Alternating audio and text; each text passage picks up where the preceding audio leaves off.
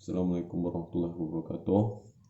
Kami dari kelompok 1, metode penelitian kualitatif, akan mencoba mempresentasikan hasil diskusi kami yang beranggotakan Atika Anggraini, Akak Rifa Permana, Detria Nora, Adityo Sastravani, dan Fakri Ramadan, yang membahas topik teori sosiologi sebagai dasar penggunaan metode penelitian kualitatif dalam kajian sosiologi 1, keperluan untuk studi makna, dan teori sosiologi sebagai dasar penggunaan metode penelitian kualitatif dalam kajian sosiologi 2, keperluan untuk studi proses.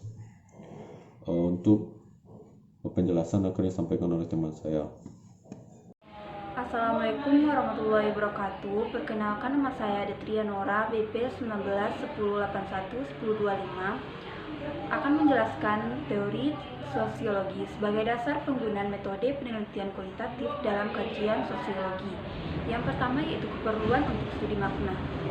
Penelitian kualitatif adalah penelitian yang bersifat deskriptif dan cenderung menggunakan analisis, proses dan makna. Perspektif subjek lebih ditonjolkan dalam penelitian kualitatif. Landasan teori dimanfaatkan sebagai pemandu agar fokus penelitian sesuai dengan fakta di lapangan.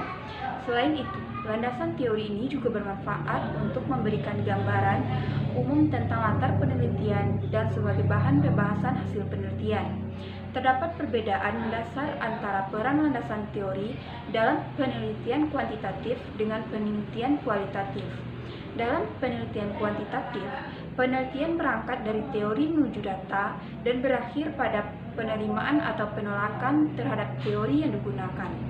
Sedangkan dalam penelitian kualitatif, peneliti bertolak dari data, memanfaatkan teori yang ada sebagai bahan penjelas dan berakhir dengan suatu teori. Penelitian kualitatif berusaha untuk mengungkap secara ideografis berbagai fenomena dan realitas sosial. Pembangunan dan pengembangan teori sosial, khususnya sosiologi, dapat dibentuk dari empiris melalui berbagai fenomena atau kasus yang diteliti. Dengan demikian, teori yang dihasilkan mendapatkan pijakan yang kuat pada realitas. Bersifat kontekstual dan historis, metode penelitian kualitatif membuka ruang yang cukup bagi dialog ilmu dalam konteks yang berbeda, terutama apabila ia dipahami secara mendalam dan tepat. Sekian dari saya. Assalamualaikum warahmatullahi wabarakatuh. Saya akan mencoba untuk menjelaskan slide kedua. Priantono menyatakan bahwa riset kualitatif bertujuan untuk menjelaskan fenomena dengan sedalam-dalamnya melalui pengumpulan data sedalam-dalamnya. Penelitian kualitatif menekankan pada kedalaman data yang didapatkan oleh peneliti. Semakin dalam dan detail data yang didapatkan, maka semakin baik kualitas dari penelitian kualitatif ini. Sini kita dapat melihat bahwa para peneliti yang menggunakan penelitian kualitatif ini memaknai fenomena sedalam-dalamnya untuk memperkuat kualitas dari penelitiannya. Assalamualaikum warahmatullahi wabarakatuh. Saya Atika Anggraini, BP 19 1081 1001, akan mencoba menjelaskan materi selanjutnya, yaitu tentang studi proses. Seperti yang kita ketahui, metode penelitian kualitatif adalah metode yang lebih menekankan pada aspek pemahaman secara mendalam terhadap suatu masalah daripada melihat permasalahan untuk penelitian generalisasi. Metode penelitian ini lebih suka menggunakan teknik analisis mendalam atau in-depth analysis, yaitu mengkaji masalah secara kasus per kasus, karena metodologi kualitatif yakin bahwa sifat suatu masalah akan berbeda dengan sifat masalah lainnya.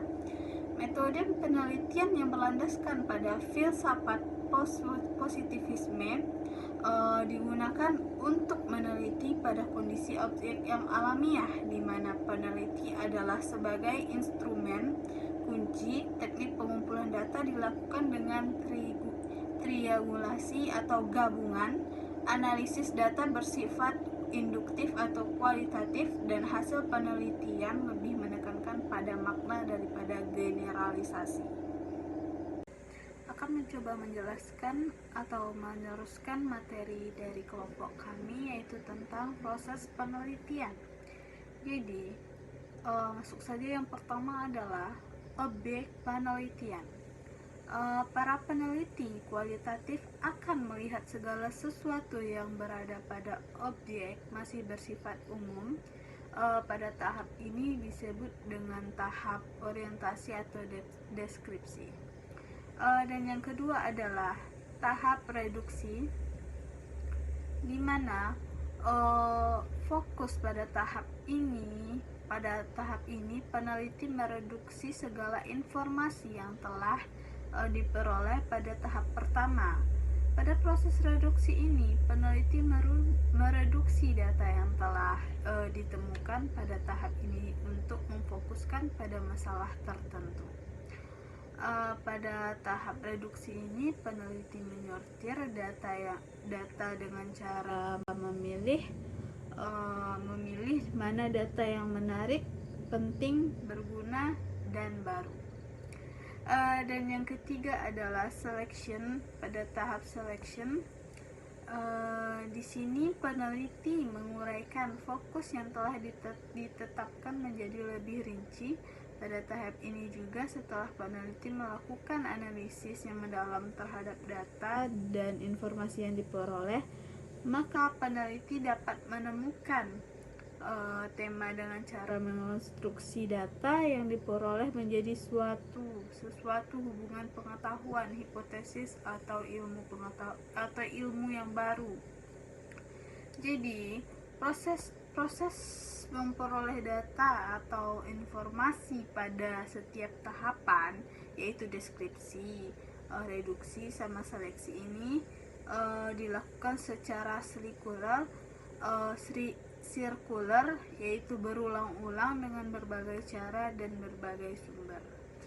Mungkin cukup sekian penjelasan dari saya perwakilan dari kelompok 1.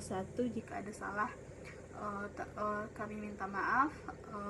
Sekian, terima kasih. Assalamualaikum warahmatullahi wabarakatuh.